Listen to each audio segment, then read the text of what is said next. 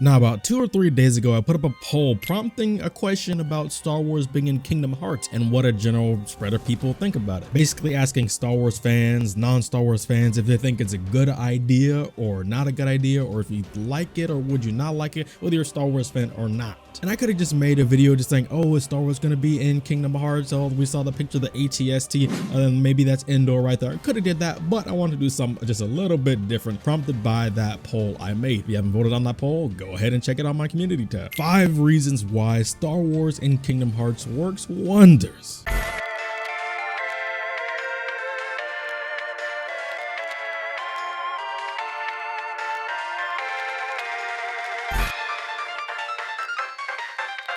Number 5, well, Star Wars fans are fiends for good content of their franchise. I mean, kind of like Kingdom Hearts fans, really. I know, because I am one. Both of them, actually. Not to say that there's lacking good content of both. Definitely not. It's mainly just that if something is lacking, it really hurts. And in Star Wars' case, it's the huge disappointment of the sequel trilogy of movies. I could go on and on about how much pain I have endured talking about that wreck of 3 movies, but we're not here for that right now. But the upside is the still immense positive feedback on more recent Star Wars stuff like The Mandalorian, Star Wars The Clone Wars Season 7, Bad Batch, Kenobi, and more, and people will crave new quality content for Star Wars, even if it's through another game like Kingdom Hearts. And this just draws in even more people to the Kingdom Hearts franchise with its already huge fan base as it is. And you know us both Kingdom Hearts fans and Star Wars fans, we both love talking about our series like crazy. So more people to talk with and theorize with and just really just have good conversation about things is always a good thing, right? Nope, let's not bring the toxicity into this. Nope, absolutely not. None of that here. Nope.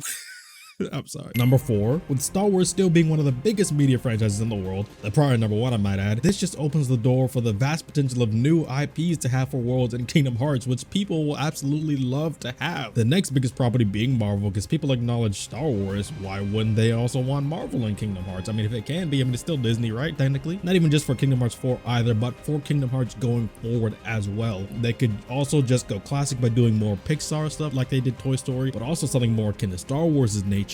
They could do things like Indiana Jones maybe, or even just throw it way back, Chronicles of Narnia. I mean, if Marvel, Indiana Jones, and even Chronicles of Narnia were to make appearances in Kingdom Hearts 4 or in Kingdom Hearts in the future, y'all know who to say called it. I mean, less on the Marvel thing, but more so on the other two, right? I'm just saying. Number 3, probably one of my stronger points is Kingdom Hearts and Star Wars actually have a lot of strong similarities as far as approach to storytelling and plot, as well as their characterizations, especially in Birth by Sleep. Some of those being Xehanort and Terra's relationship being similar to Anakin and Palpatine, Terra being tempted by the darkness similar to Anakin being tempted by the dark side, their good intentions being tainted by the darkness that's kind of like being almost thrust upon them for someone else's wishes. Somebody had to watch them even if the one actually watching them had faith in them and their resilience. And by the way, if you guys have not seen my Terra character dive video where I do a deep dive into Terra's character and really just talk about the truth behind him, how strong and resilient he actually is, and please check out that video, link is in the description, because my man Terra, he's way stronger than people give him credit for. He is. It's called Terra, the dismissed gem of tenacity. Oh, and yes, I know that's a bar with the song Dismissed from Terranor. I did that on purpose.